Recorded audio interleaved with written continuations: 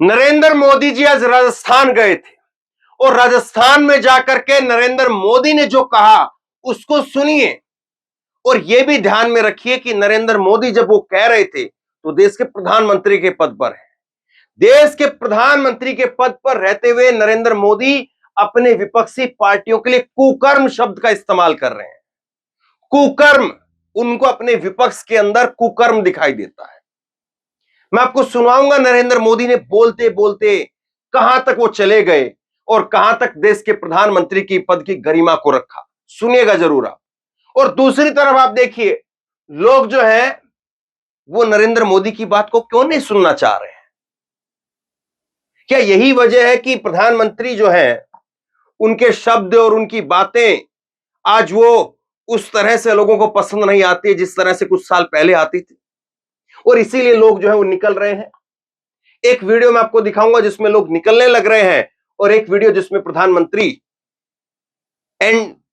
जो इंडिया का गठबंधन बना है, एनडीए के अगेंस्ट में जो इंडिया का गठबंधन बना है, उसके लिए क्या बोल गए और कुकर्म शब्द का इस्तेमाल क्यों कर दिया। और केवल कुकर्म नहीं है, ये तो एक शब्द मैंने आपको बताया है, इसको सुनेंगे तो आप हैरान रह जाएंगे कि किन किन शब्दों का प्रयोग किया गया है।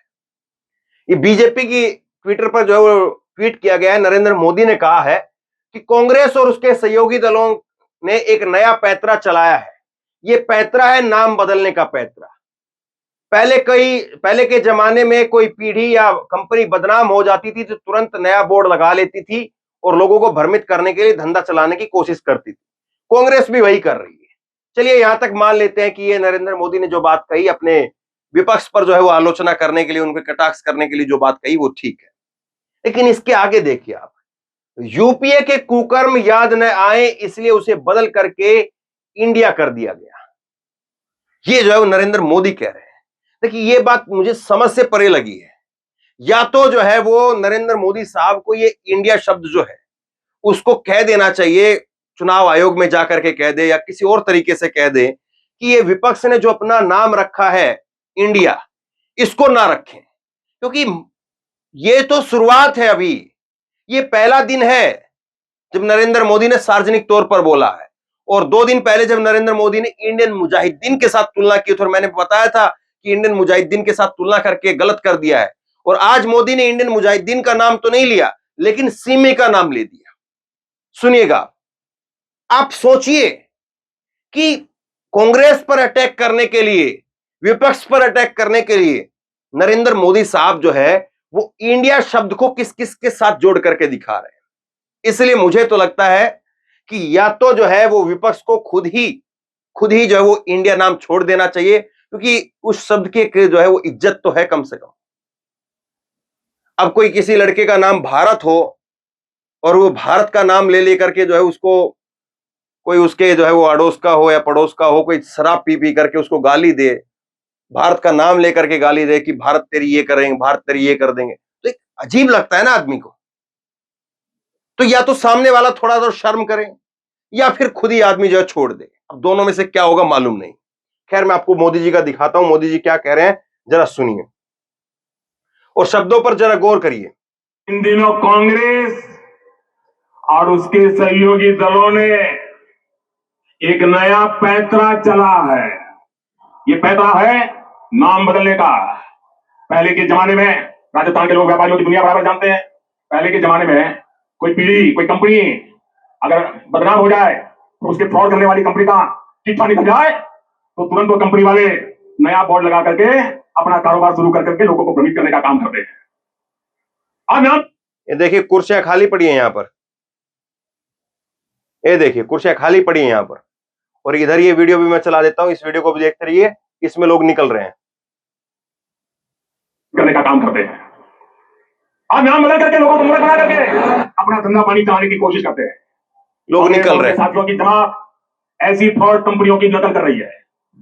यूपीए के कुकर्म लोगों को याद ना आए इसलिए उन्होंने अपना नाम यूपीए से बदलकर INDIA कर दिया और इतना लंबा कर दिया कि लोग भूल जाए। यूपीए के नाम बदला। अब देखिए 2 बातें इन्होंने कही है कि यूपीए का नाम बदल करके इन्होंने INDIA कर दिया और इतना लंबा नाम कर दिया कि लोग भूल जाएं। अरे मोदी साहब, ये INDIA ये बच्चा जब पहली कक्षा में हो जाता है, जब वो अंग्रेजी के 4 अक्षर बोलना शुरू कर देता है, तो उसको ये स्पेलिंग याद हो जाती है कि इंडिया है, ये मेरे देश का नाम है। वो भूलता नहीं है। वो 100 साल का, 80 साल का हो जाए, उसकी याददाश्त कमजोर पड़ जाए, लेकिन वो इंडिया शब्द को नहीं भूलता है, वो इंडिया शब्द की स्पेलिंग को नहीं भूलता है। कमाल की बात है। और आप कह रहे हैं कि यूपीए का नाम बदल करके इन्होंने INDIA कर दिया और इतना लंबा कर दिया कि लोग भूल जाएं। कमाल की बात है। कैसी बात कर रहे हैं प्रधानमंत्री जी। पहली कक्षा का बच्चा जो 4 अक्षर अंग्रेजी के बोलना सीख लेता है, A फॉर एप्पल लिखना सीख लेता है, उसको इंडिया जो है आप लिखवाएंगे तो वो इंडिया लिख देगा। पहली कक्षा का बच्चा वो लिख देगा इंडिया। और आप कमाल की बात कर रहे हैं, आप कह रहे हैं कि भूल जाएंगे लोग। सुनिए और आगे सुनिए। और कुकर्म शब्द कह रहे हैं ताकि ये आतंकवाद के सामने घुटने टेकने का अपना पाप छिपा सके। इन्होंने नाम बदला है ताकि ये कर्ज माफी के नाम पर किसानों से विश्वासघात को छिपा सके। यूपीए नाम बदला है ताकि गरीबों के साथ किए गए छल कपट को छिपा सके। और मैं आज राजस्थान की धरती से देश के लोगों को एक और बात बताना चाहता हूं। इनका तरीका वही है जो हमेशा देश के दुश्मनों ने अपनाया है। पहले भी ये तो INDIA के नाम से आए हैं, लेकिन पहले इंडिया। इनका तरीका वही है जो देश के दुश्मनों ने अपनाया है। मतलब देश के दुश्मन, उनका तरीका और विपक्षी पार्टियों की राजनीति करने का तरीका सेम है, प्रधानमंत्री जी के अनुसार। के नाम के पीछे अपने पाप को छुपाने का प्रयास किया गया है। इंडिया नाम तो ईस्ट इंडिया कंपनी में भी था, ईस्ट इंडिया कंपनी में इंडिया था कि नहीं था, लेकिन इंडिया नाम अपनी भारत भक्ति दिखाने के लिए नहीं, बल्कि भारत को लूटने के इरादे से लगाया गया था। आपको याद होगा कि कांग्रेस के शासनकाल में सिमी यानी student Islamic movement of India बना था। नाम में इंडिया था, लेकिन मिशन इंडिया को आतंकी हमलों से बर्बाद करने का था। जब इसके कुकर्म सामने आए तो सिमी पे बैन किया गया, और ये बैन हुआ तो फिर नया नाम लेकर आए, उन्होंने भी नाम बदला, PFI। सिमी बन गया PFI यानी पॉपुलर फ्रंट ऑफ इंडिया। नाम नया, नाम में फिर इंडिया, लेकिन काम वही पुराना। साथियों, INDIA के नाम के लेवल से ये अपने पुराने कारनामों को छुपाना चाहते। अब देखिए इसमें क्या कहें अब आगे। इस इंडिया में नीतीश कुमार हैं, जिनके साथ आपने कितने साल तक सरकार चलाई है। नीतीश कुमार भी आतंकी है। ये क्या कहना चाहते हैं आप, समझ से परे है। इस इंडिया में शरद पवार है, जिन शरद पवार के बारे में आप कहते हैं कि राजनीति जो है शरद पवार की उंगली पकड़ करके सीखा, कि बयान है नरेंद्र मोदी का। तो किस तरह से जो है अपने विपक्ष को क्या क्या क्या कहेंगे। आज जो उद्धव ठाकरे का एक बयान आया है, उद्धव ठाकरे ने कहा कि मेरे पिता ने मोदी और शाह को बचाने का काम किया था और आज ये मुझे ही खत्म करने पर तुल रहे हैं। उद्धव ठाकरे ने इस बात को कहा है। तो सोचिए जरा, आज जब ये सत्ता पक्ष में है तो इनके लिए इनके ही सहयोगी, शिवसेना बहुत पुरानी सहयोगी रही है। उद्धव ठाकरे बहुत पुराने सहयोगी रहे हैं।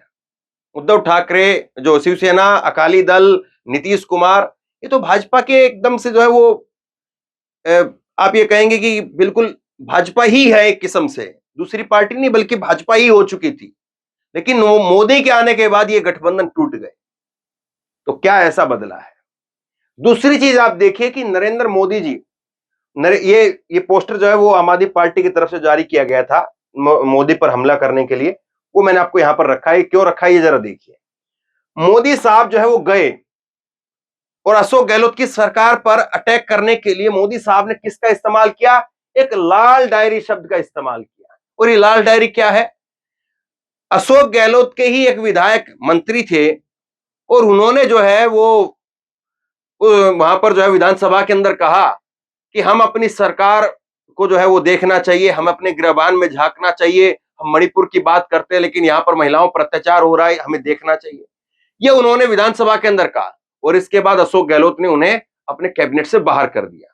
उसके बाद में वो अपनी फिर राजनीति को करने के लिए, आगे बढ़ाने के लिए, और जाहिर सी बात है जब कोई इस तरह से अलग अलग हो जाते हैं जिसकी राहें, तो फिर उसके बाद तो आरोप प्रत्यारोप ही चलते हैं।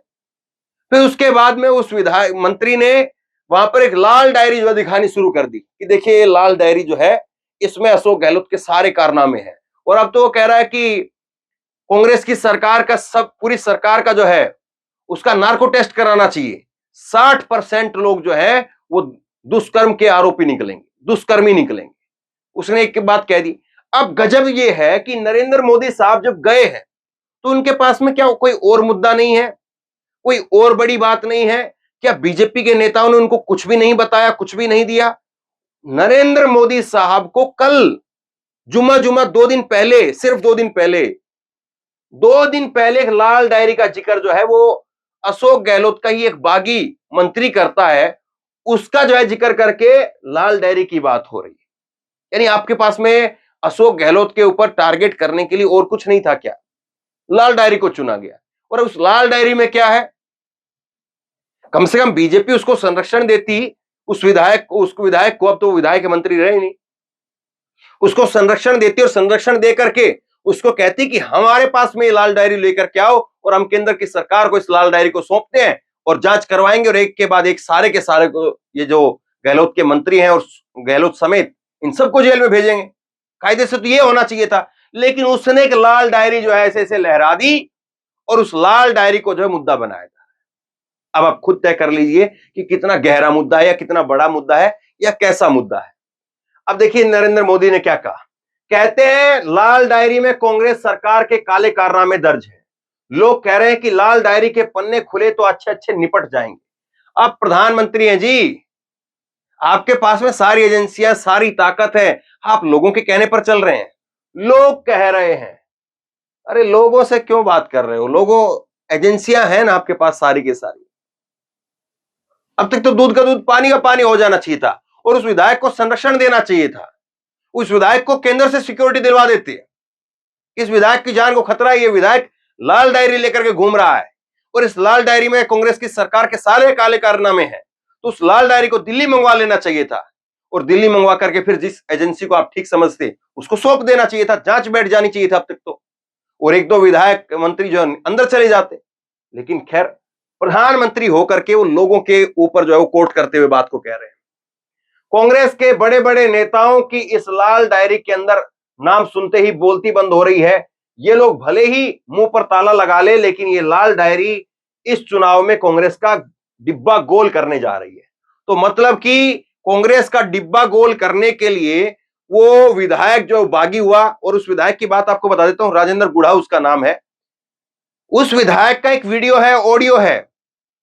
वो विधायक कह रहा है, उसके अंदर जब एक राजस्थान के अंदर अशोक गहलोत की सरकार को गिराने का जो प्रकरण चला था, उस वक्त में वो विधायक खुद कह रहा है कि बीजेपी सरकार ने इतने पैसे दे दिए कि अब कोई दिक्कत नहीं है और मुझे भी ऑफर आया था।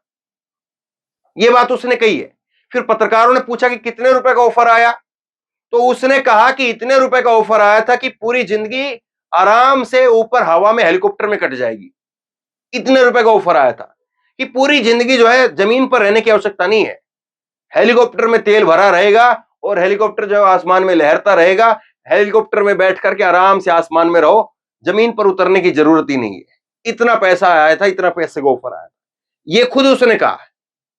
अब राजनीति में कौन कब किस तरीके से क्या करता है, लेकिन प्रधानमंत्री के पास में केवल यही मुद्दा है कि कांग्रेस का डिब्बा गोल करने के लिए 2 दिन पहले आई एक लाल डायरी है, उससे पहले का कुछ नहीं।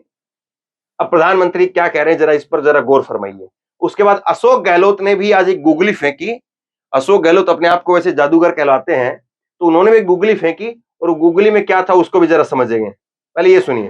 कांग्रेस का मतलब ही है लूट की दुकान, झूठ का बाजार, और लूट की इस दुकान का सबसे ताजा प्रोडक्ट है, ताजा प्रोडक्ट राजस्थान की लाल डायरी। आपने लाल डायरी के बारे में सुना है ना? सुना है ना? कहते हैं इस लाल डायरी में कांग्रेस सरकार के काले कारनामे दर्ज है। लोग कह रहे हैं कि लाल डायरी के पन्ने खुले तो अच्छे अच्छे निपट जाएंगे। अब देखिए, प्रधानमंत्री कह रहे हैं कि लोग कह रहे हैं, अब जो है लोग ये भी कह रहे हैं।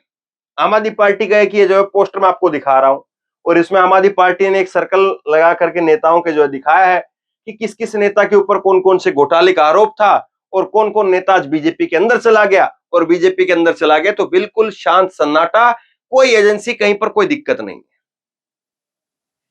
अब देखिए, अशोक गहलोत ने भी आज जो एक पैतरा चला, पहले तो सुबह सुबह उन्होंने ट्वीट किया और ट्वीट करके कहा कि आज जब नरेंद्र मोदी आ रहे हैं तो मेरा पहले से उनके कार्यक्रम के अंदर मेरा भाषण था, लेकिन उसको काट दिया गया। इसके बाद में फिर पीएमओ की तरफ से सफाई आती है, बीजेपी उस पर सफाई देने लगती है कि आप वहां पर जो है वो फिजिकली जा नहीं रहे थे, वर्चुअली आप उसमें शामिल हो रहे थे, इसलिए हमने उसको हटा दिया। ये तमाम तरह की चीजें चलती रही, लेकिन एक दूसरा दाव चला अशोक गहलोत ने जो है ये 500 रुपए में सिलेंडर का, आज जो है वो जब नरेंद्र मोदी जो है राजस्थान में थे तो आज ही उन्होंने जो है ये देखिए 4 बजे 27 तारीख को, और ये सुबह जो है वो 11 बजे जो है वो आज इसकी घोषणा कर दी कि आज दोपहर 12 बजे एक बार फिर से Indira Gandhi gas cylinder subsidy योजना जो है 500 रुपए में गैस का सिलेंडर, क्योंकि 1150 रुपए का जो सिलेंडर है वो 500 रुपए में अशोक गहलोत की सरकार दे रही है। और कितने लाख लोगों को दिया है? 36 लाख जो है वो महिलाओं को सिलेंडर दे चुके हैं, और 155 करोड़ रुपए जो है इस पर खर्च हो रहे हैं कि 1150 के सिलेंडर को वो 500 रुपए में जब दे रहे हैं तो बाकी का पैसा सरकार दे रही है, क्योंकि मोदी सरकार तो उतने में ही देगी। सिलेंडर जो है वो केंद्र की सरकारें अपने घर से बनाती नहीं है, वो तो सेंट्रल गवर्नमेंट के अधीन से होता है। तो अब जो है वो ये चीज देखिए कि 500 रुपए का सिलेंडर का दाम लेकर मुस्कुराता राजस्थान, ये जो है वो अशोक गहलोत ने किया। तो एक चीज को आप समझिए, और मुझे लगता है कि बीजेपी के जो सलाहकार हैं, नरेंद्र मोदी के सलाहकार हैं, खास तौर पर उनको समझना चाहिए कि कर्नाटक में भी कांग्रेस ने सेम यही ट्रैक पकड़ा था और नरेंद्र मोदी ने भी सेम यही ट्रैक पकड़ा था। समझना चाहिए, कर्नाटक में भी बजरंगबली और पीएफआई, हिजाब, टीपू सुल्तान, ये सारे मुद्दे जो है बीजेपी ने पकड़े, और कांग्रेस ने ये किया कि वो 5 गारंटियों पर जो बात करते रहे कि हम बस में यात्रा फ्री करेंगे, हम जो है वो बेरोजगारों को 3-3 हजार रुपए देंगे, हम चावल जो है वो मोदी से डबल 11 किलो के या 10 किलो जो है चावल जो है वो मुफ्त में देंगे। तो इस तरह से उन्होंने अपनी 5 योजनाएं निकाली, महिलाओं को पैसा देंगे, 5 योजनाएं निकाली, 5 जो है गारंटियां निकाली, और उस पर फोकस करके रखा। अब कांग्रेस भी यहां पर जो है वही काम कर रही है। आज नरेंद्र मोदी का वहां पर जो है वो रैली हो रही थी, और आज ही ये सिलेंडर में जो है वो 500 रुपए में सिलेंडर के कार्ड और बना करके बांट रहे हैं। अब जिसके घर में जा रहा है सिलेंडर 500 रुपए में, 1150 रुपए का सिलेंडर आधी से कम कीमत में जा रहा है, तो जाहिर सी बात है फर्क तो पड़ेगा। लेकिन बीजेपी को लगता है कि हम सिमी के साथ तुलना कर दे, इंडियन मुजाहिदीन के साथ तुलना कर दे, कुकर्म वगैरह का जिक्र कर दे तो फिर बात बन जाएगी। लेकिन क्या वाकई बात बन पाएगी? या कर्नाटक में जिस तरह से बजरंगबली वाला दाव भी उल्टा पड़ गया था, यहां पर जो ये राष्ट्रवाद की पिच पर जाकर के इसको आतंकवाद के साथ जोड़ने की कोशिश कर रहे हैं, ये दाव कितना कामयाब होगा? अब बताइए। नीचे कमेंट बॉक्स में अपनी राय जरूर दें, इस वीडियो को खूब शेयर करें, लोगों तक पहुंचाएं, और आप क्या सोचते हैं नीचे जरूर बताइए, ताकि और लोग भी पढ़ें, मैं भी पढ़ सकूं। इस वीडियो को खूब शेयर कीजिए, और इसी तरह की तमाम खबरों के लिए ऑनलाइन न्यूज इंडिया को सब्सक्राइब कीजिए, साथ में जो बेल आइकन है, घंटी है, उसको जरूर दबाइए, ताकि जैसे ही कोई वीडियो अपलोड करें उसकी नोटिफिकेशन सीधे सबसे पहले आपको मिल सके।